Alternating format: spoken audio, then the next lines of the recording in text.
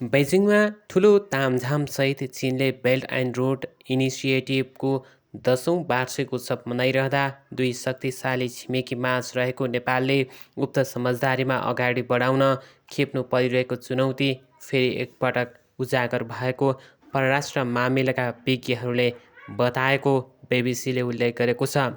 नेपाल र चीनले सन् 2017मा नै बीआरआई सम्बन्धी समझदारी पत्रमा हस्ताक्षर गरेको भए पनि हालसम्म परियोजना विकासमा महत्त्वपूर्ण निर्णय लिन सकेका छैनन्। अघिल्लो महिना प्रधानमन्त्री पुष्पकमल दाहाल प्रचण्डले चीनको भ्रमण गर्दा दुवै देशले जति सक्दो छिटो बीआरआई कार्यान्वयन सम्बन्धी योजनालाई अन्तिम रूप दिने बताएका थिए। बेइजिङमा तेस्रो बेल्ट एन्ड रोड फोरमको सम्मेलनलाई सम्बोधन गर्दै राष्ट्रपति सीले चीनले प्रमुख योजनाहरूको बाहेक साना तथा व्यावहारिक जनजीविका सम्बन्धी कार्यक्रममा पनि बीआरआई अन्तर्गत लगानी गर्ने घोषणा गरेका छन्। राष्ट्रपति सीले चीनले 1000वटा तेस्रो साना स्तरका जनजीविका सम्बन्धी कार्यक्रम गर्ने बताइरहँदा शिक्षा र स्वास्थ्य जस्ता क्षेत्रमा नेपालले लाभ लिन सक्ने चीन स्थित नेपाली राजदूतले बीबीसीलाई बताएका छन्।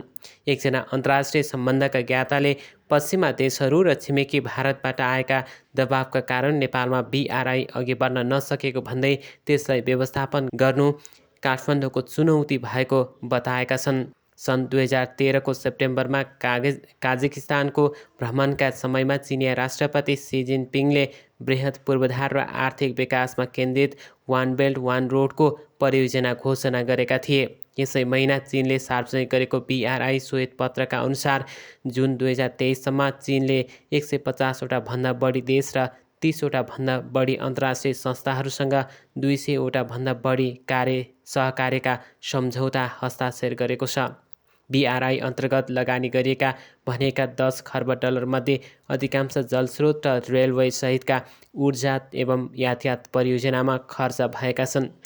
सन् 2017मा नेपालले बीआरआईसँग सम्बन्धित समझदारी पत्रमा हस्ताक्षर गर्ने बेलासम्म उक्त परियोजनाको नाम बेल्ट एन्ड रोड इनिसिएटिभ बनिसकेको थियो।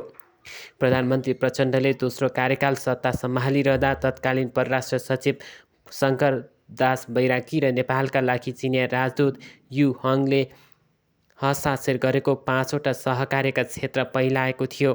नीति आदान प्रदान, पूर्वाधार सम्पर्क सञ्जाल, व्यापार सञ्जाल, वित्तीय समायोजन र जनस्तरको सम्पर्क आदान प्रदानलाई त्यसमा सहकार्यको क्षेत्रको रूपमा पहिचान गरिएको थियो। तर समझदारी पत्र हस्ताक्षर भएको 6 वर्ष नाघिसक्दा पनि हालसम्म नेपालले एउटा पनि परियोजना छनौट गर्न सकेको छैन। अघिल्लो महिना प्रधानमन्त्री पुष्पकमल दाहाल प्रचण्डले चीनको भ्रमण गर्दा बीआरआई प्रति प्रतिबद्धता जनाउँदै त्यसको कार्यान्वयन योजनालाई जति सक्दो चाँडो अन्तिम रूप दिने सहमति गरेका थिए। चीनले जारी गरेको श्वेत पत्रमा चिनिया कम्पनीहरू नेपालको नागरिक उड्डयन पूर्वाधार विकासमा सक्रिय रहेको र स्थानीय उड्डयन उद्योगलाई सघाइरहेको जनाएको छ। त्यसबाहेक चीनले नेपालसँग विपद व्यवस्थापनमा काम गरेको उल्लेख गर्दै भूकम्प र बाढी जस्ता विपदको समस्यामा उद्धार टोली खटाएको चर्चा गरिएको छ। परराष्ट्र मामिलाका जानकारहरू विकासको साधनको रूपमा नेपालले बीआरआईलाई लिने गरेको तर त्यस अन्तर्गत परियोजनाहरू देशको विकासको मर्म र प्राथमिकतासँग मेल खानुपर्ने विषयमा संवेदनशील रहेको ठान्छन्। प्रधानमन्त्री प्रचण्डले आफ्नो मन्त्री परिषदका तेस्रो वरिष्ठ सदस्य उप प्रधानमन्त्री तथा गृहमन्त्री नारायण काजी श्रेष्ठलाई बेइजिङमा हुने सम्मेलनमा पठाएका छन्। Nepal the geostrategic rivalry between India and China नामक पुस्तकका लेखक सञ्जय उपाध्याय भन्छन्, उप प्रधानमन्त्रीको भ्रमण बीआरआई प्रतिको नेपालको शर्त सहितको निरन्तर प्रतिबद्धता झल्काउँछ।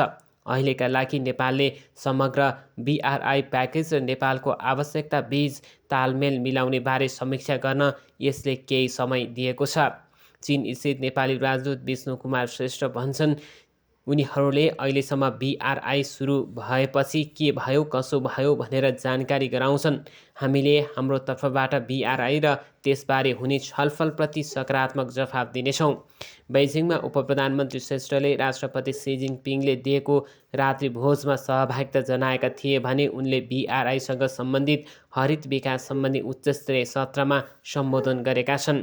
श्रेष्ठले नेपालले चीनसँग सडक, रेल, वायुसेवा, बन्दरगाह र प्रसारण लाइन जस्ता सम्पर्क सञ्जालका पूर्वाधारलाई बलियो बनाउन चाहेको बताएका थिए। लेखक उपाध्याय भित्री रूपमा नेपालले BRI-मा सहभागी नहुन पश्चिमा सरकार र भारतबाट दबाब खेप्ने गरेको ठान्छन्। उनले भने यी दबाबहरू चीनबाट अघि बढ्ने थप चुनौती नेपालसँग छ।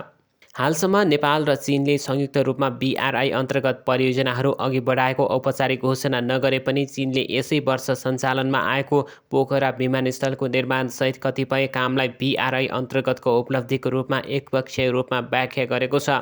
सन् 2019 को अक्टोबरमा चिनिया राष्ट्रपति सीले नेपालको भ्रमण गर्दा दुवै देशले संयुक्त रूपमा हिमाल वारपार बहुआयामिक सम्पर्क सञ्जाल विकास गर्ने घोषणा गरेका थिए। द्विपक्षीय बन्दरगाह, सडक, रेलवे, वायुसेवा र प्रसारण लाइन जस्ता पूर्वाधार सञ्जालका क्षेत्रमा सहकारी गर्ने समझदारी भएको थियो।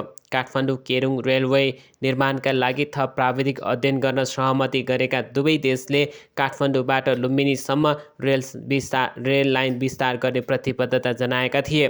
उक्त क्षेत्रमा हालसम्म उल्लेख्य प्रगति नभए पनि भारतको परम्परागत प्रभाव क्षेत्र ठानिने नेपालको पूर्वाधार क्षेत्रमा पछिल्लो वर्षहरूमा बढेको चिनिया प्रभावप्रतिको धेरैको चासो बढेको पाइन्छ। हालैका वर्षहरूमा ऊर्जा, सैन्य सहयोग आदान-प्रदान लगायतका क्षेत्रमा पनि चीनको चासो बढेको पाइन्छ। पछिल्लो वर्षहरूमा नेपालमा चीनको लगानीको प्रतिबद्धता उल्लेख्य बढेको छ भने नेपाल भ्रमण गर्ने पर्यटकको दोस्रो ठुलो हिस्सा चिनिया पर्यटक बनेका छन्। लन्डन स्कुल अफ इकोनोमिक्सको LSE आइडियाजका visiting fellow doctor Ivan Lidarev पछिल्लो एक दशकमा दक्षिण एसियामा चीनको प्रभाव उल्लेख्य रूपमा बढेको र त्यसलाई भारतले नरुचाएको ठान्छन्। पूर्वाधार सञ्जालहरू मार्फत हिन्द महासागरमा आफ्नो सोझो पहुँच कायम गर्न बेइजिङले चाहेको भन्दै त्यसका लागि रेल र अन्य सम्पर्क सञ्जालसँग सम्बन्धित BRI अन्तर्गतका परियोजना निर्माण गरेर बेइजिङ अघि बढ्न खोजेको उनले उल्लेख गरेका छन्। नेपालसँग रेल पूर्वाधार निर्माणबारे चीनले गरेको सहमति उल्लेख गर्दै उनले BBC-को पोडकास्ट द इन्क्वायरीमा भनेका छन्, नेपालसँग भारतको एकदमै विशेष सम्बन्ध रहँदै आएको छ। धेरै नेपालीहरू प्रख्यात गोर्खा सैनिकका रूपमा भारतीय सेनामा कार्यरत छन्। नेपालमा चीनको बढ्दो प्रभाव भारतका लागि एकदमै टाउको दुखाइ हुन्छ, किनभने यसले यो क्षेत्रको भारतको एउटा सबैभन्दा महत्त्वपूर्ण साझेदारीमा असर गर्छ। लिडारे थप्छन्, ऐतिहासिक रूपमा नै नेपाल अत्यावश्यक आपूर्तिका लागि भारतमा निर्भर छ र जहिले पनि नेपाललाई दबाब दिन आवश्यक हुँदा भारतले आपूर्तिमा कडाइ गर्न वा रोक लगाउनसम्म सामर्थ्य राखेको छ। तर यदि रेलवे वा सडकबाट नेपाल चीनसँग अझ जोडियो भने समयक्रममा भारतको त्यस्तो शक्ति घट्नेछ।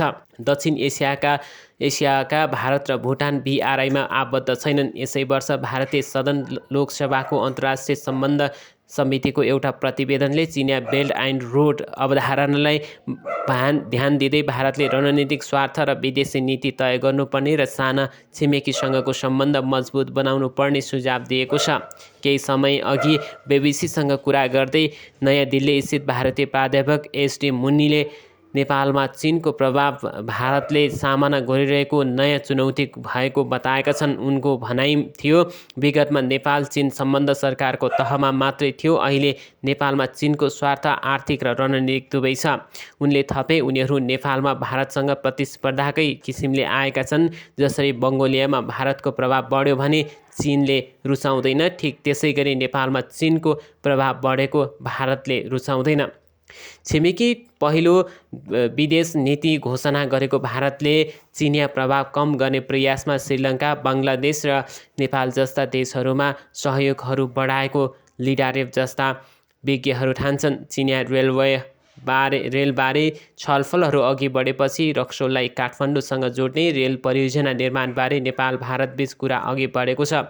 पेट्रोलियम पाइपलाइन र अन्य कतिपय परियोजनामा पनि प्रगति भएको छ। कतिपय पश्चिमा विज्ञहरूले चीनले BRI मार्फत दिने कर्जा गरिब र अल्प विकसित देशहरूका लागि ऋणको पासो बन्ने गरेको भन्दै त्यसबारे ध्यानाकर्षण गराउने गरेको पाइन्छ। उनीहरूले ऋण तिर्न नसकेर श्रीलङ्काले हब्बन टोटा बन्दरगाह चीन सरकारलाई दिएको घटनालाई एउटा दृष्टान्तको रूपमा प्रस्तुत गर्ने गरेको पाइन्छ। चीन स्वयं चाहिँ ती आरोपहरू निराधार रहेको बताउने गरेको छ। केही समय अघि चिनिया मुखपत्र ग्लोबल टाइम्सलाई दिएको अन्तर्वार्तामा काठमाडौँ स्थित चिनिया राजदूत चेन स्वाङले ऋणको पासो भन्ने भाष्य विकासशील देशहरूमा वृद्धिको गति देख्न नचाहने शक्तिहरूले सिर्जना गरेको बताएका थिए। बेजिङले BRI परियोजना भनेको नेपालकै पोखरा अन्तर्राष्ट्रिय विमानस्थलमा चीन बाहेक अरू देशबाट एउटा समेत उडान हुन सकेको छैन। परियोजनाको दिगोपन र लगानीबारे प्रश्नहरू उठिरहँदा कतिपय विज्ञ नेपालको छनौट र प्राथमिकतामा धेरै कुरा भर पर्ने ठान्छन्। लेखक उपाध्याय भन्छन्, नेपालको राष्ट्रिय स्वार्थ अनुसार परियोजना पहिचान र लगानीको ढाँचा तय गर्न सकियो भने त्यसबाट फाइदा हुन्छ। नेपालले परियोजनासहित आफ्ना सरकारहरू राखेर चीनलाई बनाउन सकेको खण्डमा फाइदा पनि लिन सक्छ।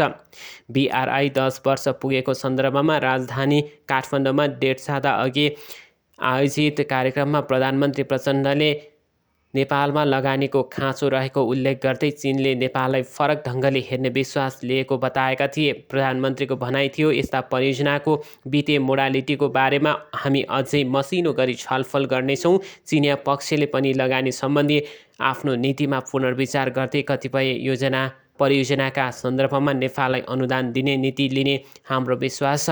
बेजिङ स्थित नेपाली राजदूत विष्णु कुमार श्रेष्ठले ठुला पूर्वाधार बाहेक जनस्तरको सम्बन्ध, अभिवृद्धि, शिक्षा र स्वास्थ्य पूर्वाधारमा लगानी जस्ता कामहरू पनि BRI अन्तर्गत चीनले अघि बढाउन थालेको उल्लेख गर्दै नेपाललाई त्यसबाट फाइदा हुन सक्ने BBC-लाई बताए। चीनले जारी गरेको BRI सम्बन्धी श्वेत पत्रमा BRI को रूपरेखाभित्र रहेर global development initiative, global security initiative र ग्लोबल सिभिलाइजेसन इनिसिएटिभ अघि बढाएको जनाएको छ। प्रधानमन्त्री प्रचण्डको भ्रमणका क्रममा नेपालले विकास सम्बन्धी चिनिया अवधारणा DGI-लाई समर्थन गर्ने र त्यसको मित्र समूहमा आबद्ध हुने कुरा विचार गर्ने प्रतिबद्धता जनाएको थियो। तर कुनै पनि देशको सुरक्षा अवधारणामा सहभागी नहुने नीति नेपालको रहेको अधिकारीहरूले बताउने गरेका छन्। बेजिङले BRI अन्तर्गत दिने सहयोगलाई ती अवधारणासँग नजोडेको भए पनि काठमाडौँले व्यक्त गर्न असहमतिले चुनौती भने खडा गर्न सक्ने उपाध्यायको विश्लेषण छ। उनी भन्छन्, नेपालले बेजिङलाई विश्वस्त तुल्याउन सक्नुपर्छ कि ऊ भू-राजनीतिक चलखेलमा जोडिन इच्छुक नै छैन र BRI को विकास सम्बन्धी अवधारणामा मात्रै केन्द्रित हुन चाहन्छ। नेपालको अवधारणाप्रति चीनले सहानुभूति राख्ने सम्भावना छ। चीनको संवेदनशील पठार तिब्बतसँग सिमाना जोडिएको नेपालले निरन्तर एक चीन नीतिको पक्षमा आफूलाई उभ्याएको छ। बेजिङले आफ्ना सुरक्षा स्वार्थबारे काठमाडौँलाई ध्यानाकर्षण गराउने गरेको पाइन्छ। पछिल्लो वर्षहरूमा सीमा विवाद सहितका कारणले भारत र चीनबीचको सम्बन्ध थप चिसिएको छ।